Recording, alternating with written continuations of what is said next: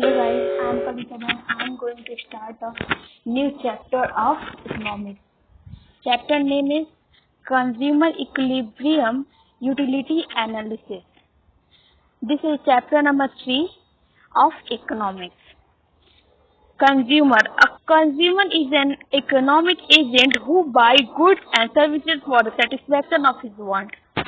Consumer वो होता है जो गुड्स और सर्विसेज को बाई करता है ताकि उसको ज़्यादा से ज़्यादा सेटिस्फैक्शन मिले, उसकी वांट जो है फुलफिल हो। इस वजह से कंज्यूमर जो है कोई भी गुड्स और सर्विसेज को खरीदता है। Utility want satisfying power of an commodity is utility, यानी कि ऐसी वांट जो सेटिस्फाई कर दे ह्यूमन के वांट, मतलब ऐसी कमोडिटी जो ह्यूमन के पावर को सेटिस्फाई कर दे, ह्यूमन की वांट को सेटिस्फाई कर दे, उसी को हम लोग यूटिलिटी कहते हैं। इट्स मेजरमेंट यूनिट इज यूटिल, इसकी जो मेजरमेंट होती है यानी कि जब इसको मेजर करते हैं तो उसको यूटिल्स में करते हैं।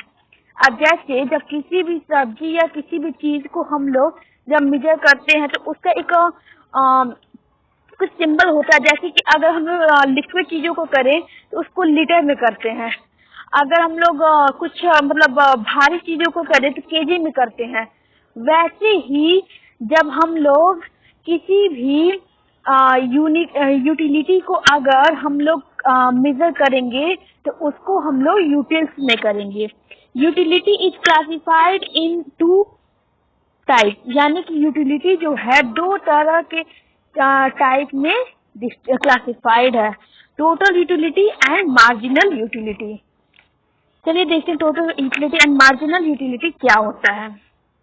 Total utility it is the sum total of the utilities which a consumer get from the consumption of all the units of commodity, यानी कि जब एक certain period of time के बाद जब कोई कंज्यूमर कोई भी गुड एडिशनल गुड्स को कंज्यूम करता है तो उसको टोटल सम करके, यानी कि उस पूरे कमोडिटी को सम करके टोटल यूटिलिटी निकलता है, यानी कि summation of marginal utility is known as total utility.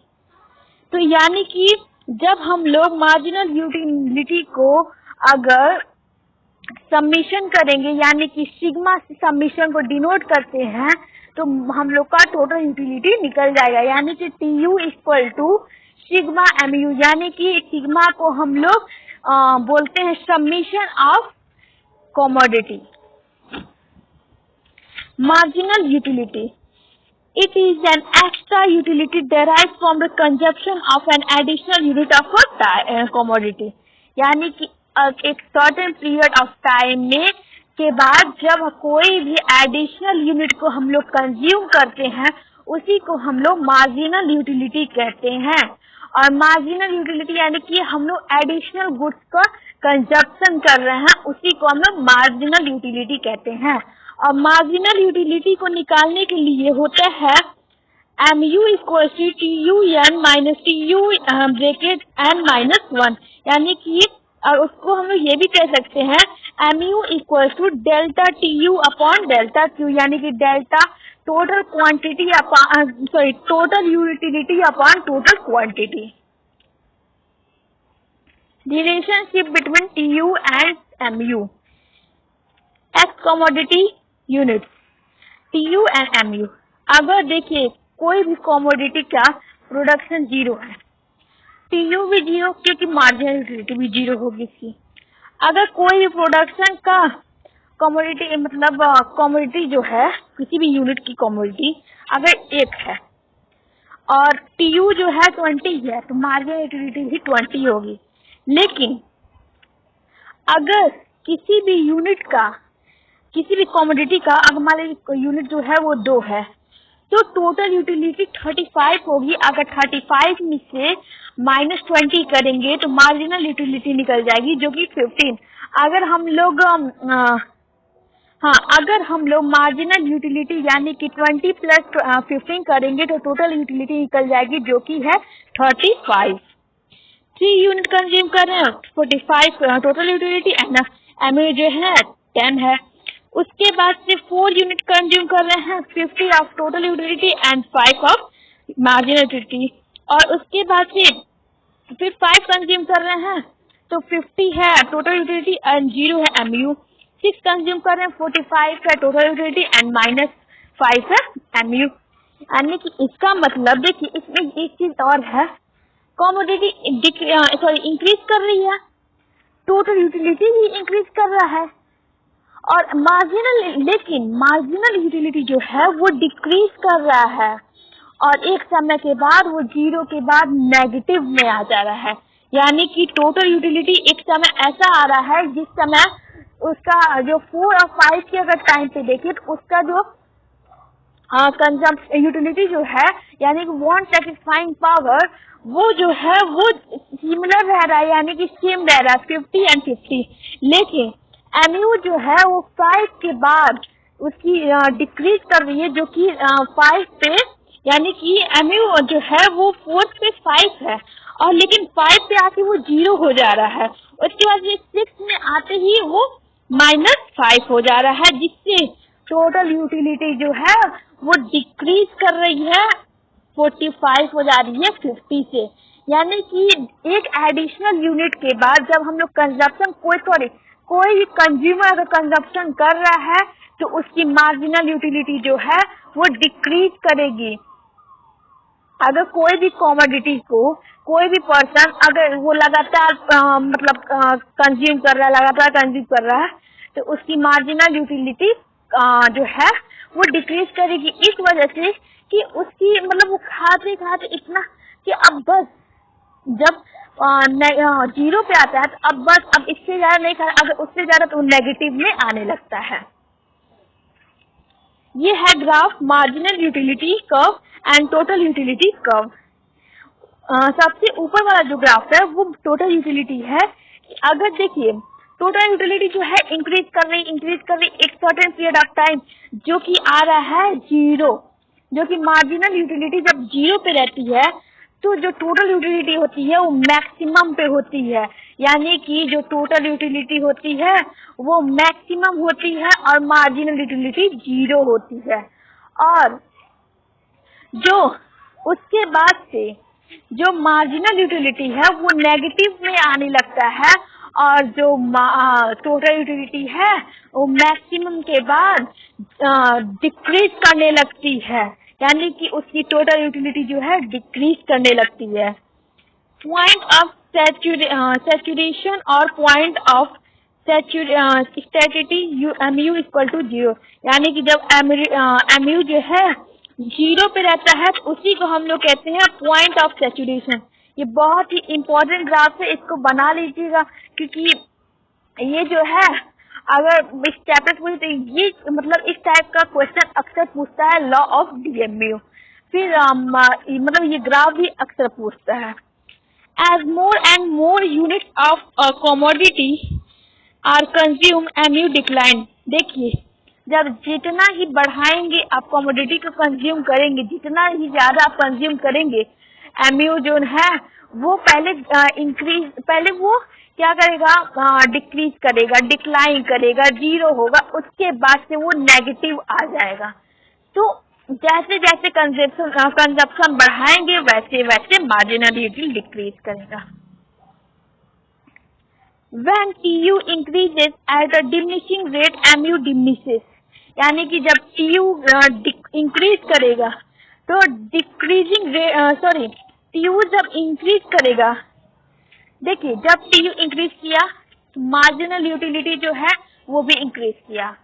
एक फिर कंडीशन आता है जिसमें TU जो है वो इंक्रीज तो करता है लेकिन डिक्रीजिंग रेट यानी फिर डिमिनिशिंग रेट भी बोल सकते हैं, डिमिनिशिंग रेट से भी वो इंक्रीज करने लगता है। यानी कि एमयू उस समय डिक्रीज होने लगती है।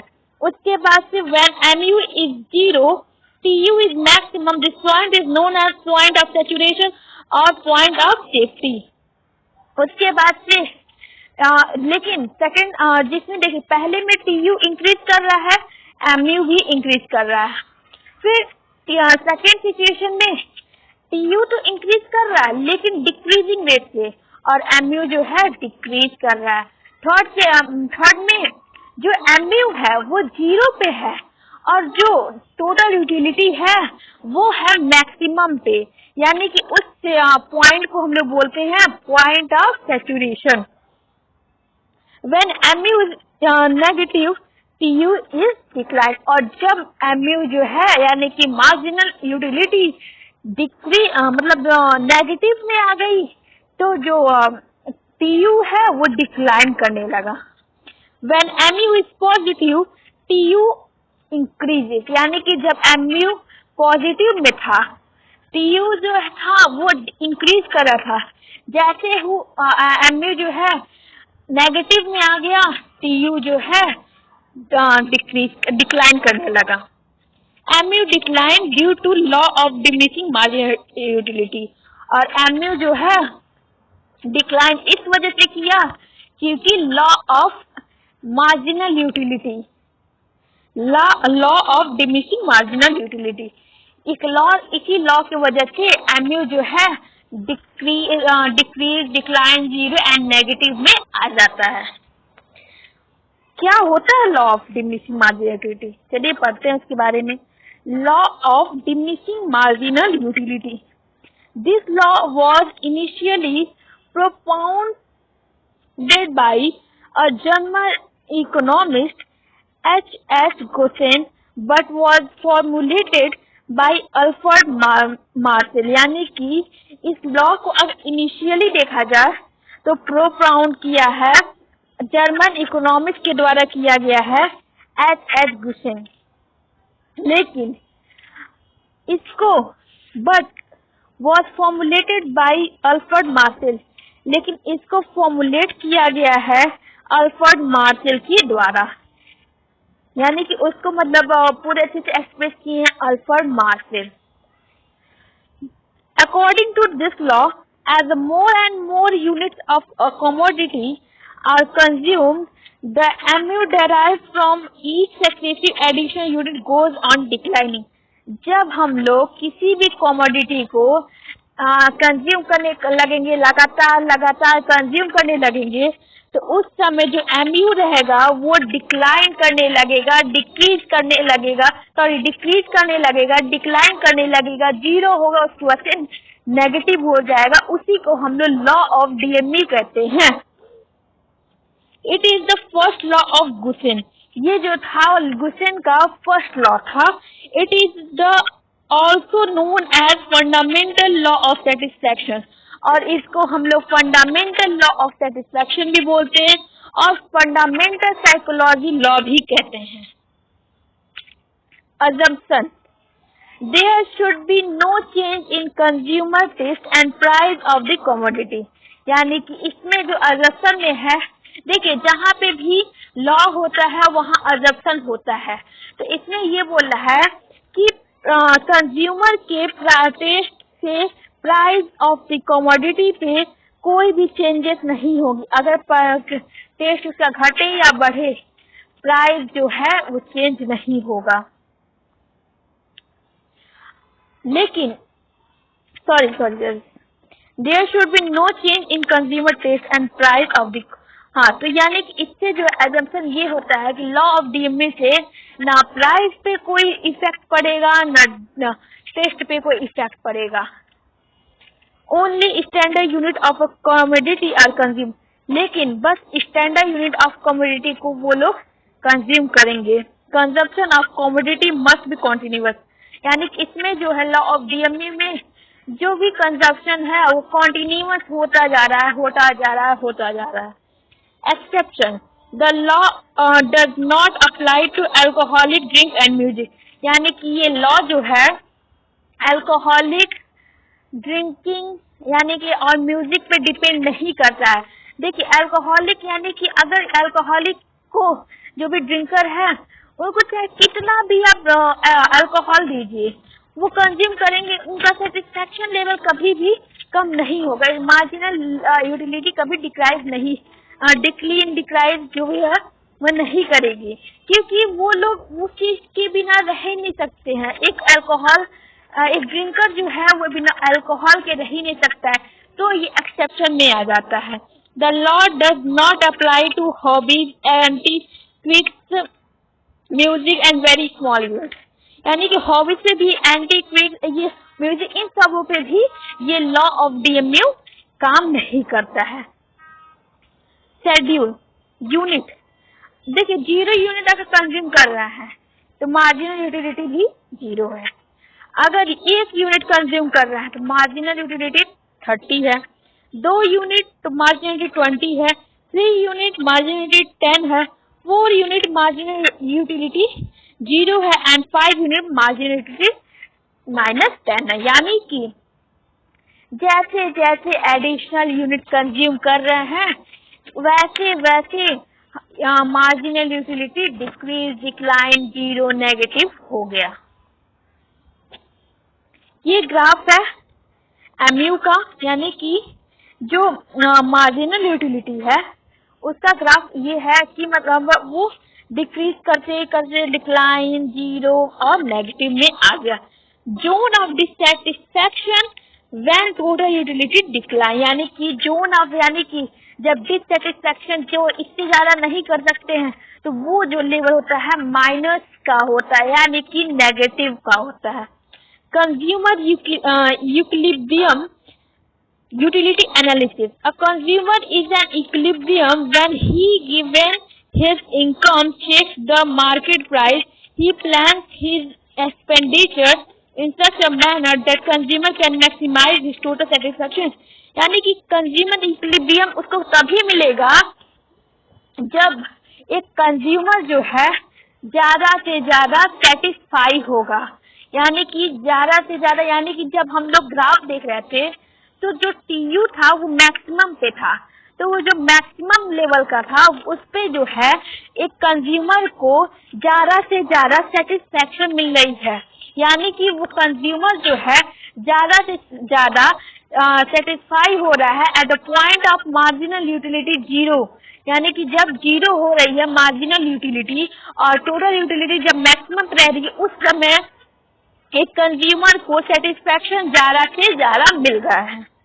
उसी को हम लोग कंज्यूमर इक्विलिब्रियम कहते हैं। यानी कि आखिर इसकी किस जगह कौन सी ऐसी पॉइंट होती है जहाँ पे कंज्यूमर को ज्यादा से ज्यादा सेटिस्फैक्शन मिलता है, उसी लेवल को हम लोग कंज्यूमर इक्विलिब्रियम कहते हैं। एक कंज्यूमर कोई भी चीज खरीदता है तो वो यही चाहता है कि वो ज्यादा से ज्यादा सेटिस्फाई हो, यानी उसको मैक्सिमम सेटिस्फैक्शन मिले। और एक प्रोड्यूसर जब कोई भी सामान बेचता है तो वो यही सोचता है कि उसको भी ज्यादा से ज्यादा सेटिस्फैक्शन मिले, यानी कि उसका प्रॉफिट हो। अजम्पशन, कंज्यूमर इज रैशनल, यानी कि कंज्यूमर जो है वो रैशनल होना चाहिए, यानी कि कॉन्टिन्यूअस होना चाहिए। Consumer income is given price of commodity are given unconstant, यानी कि price of the commodity constant है, कंज्यूमर की इनकम भी कांस्टेंट है।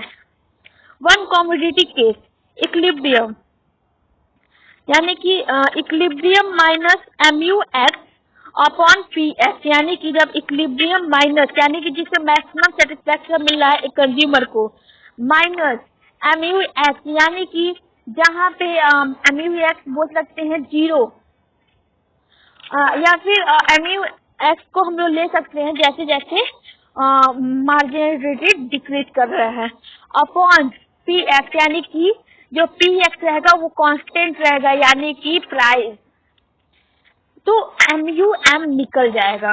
MUX it refers to marginal utility of good act, यानी कि MUX का मतलब ये है marginal utility of good act.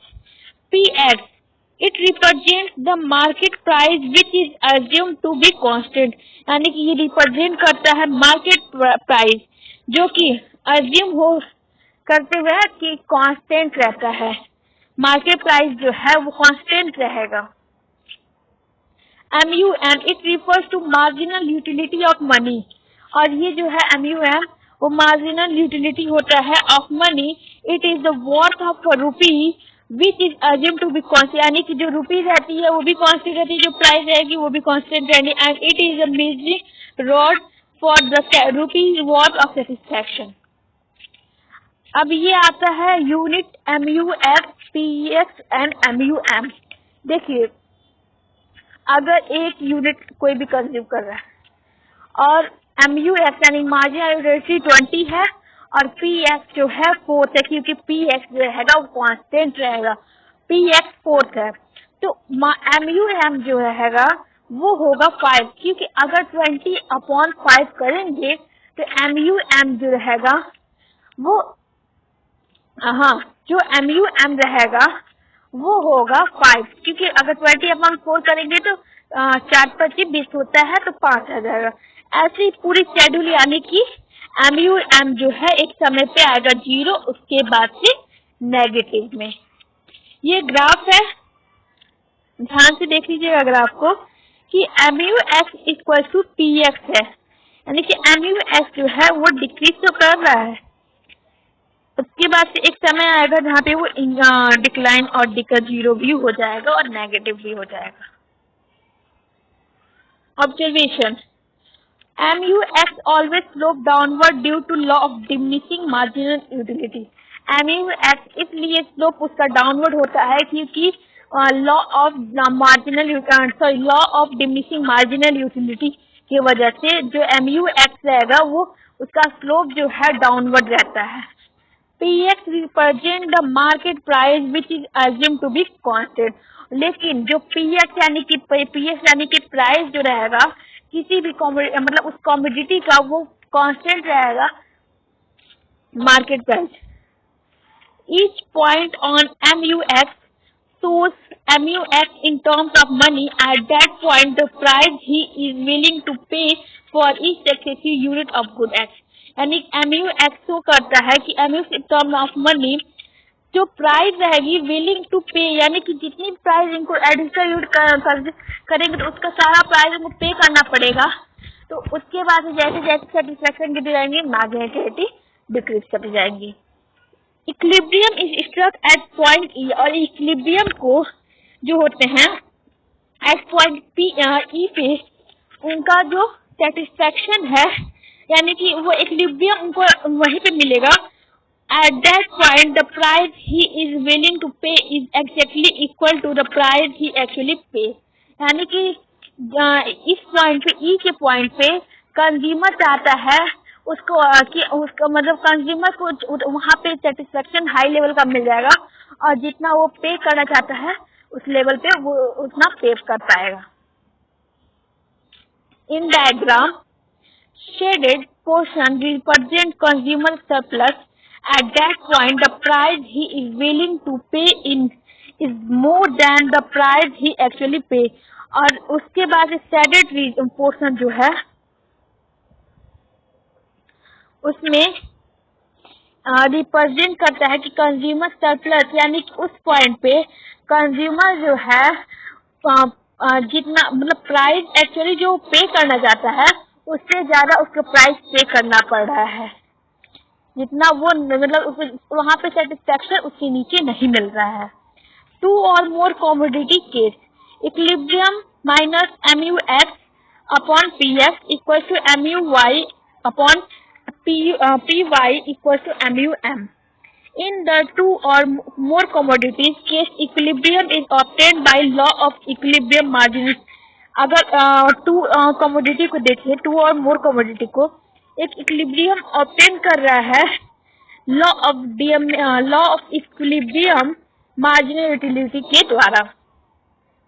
Consumers income has to be equal to his expenditure, यानी कि एक कंज्यूमर का इनकम जो है वो इक्वल तभी होगा जब वो किसी भी चीजों पे अपना एक्सपेंड करेगा, यानी किसी भी चीजों पे अपना एक्सपेंडिचर करेगा, यानी कि किसी भी सामान पे अपना जब पैसा इन्वेस्ट करेगा, मतलब इन्वेस्ट नहीं एक्सपेंड करेगा।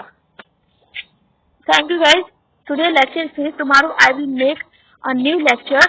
Please subscribe the channel and press the bell icon, and tomorrow I will make a new lecture. Thank you.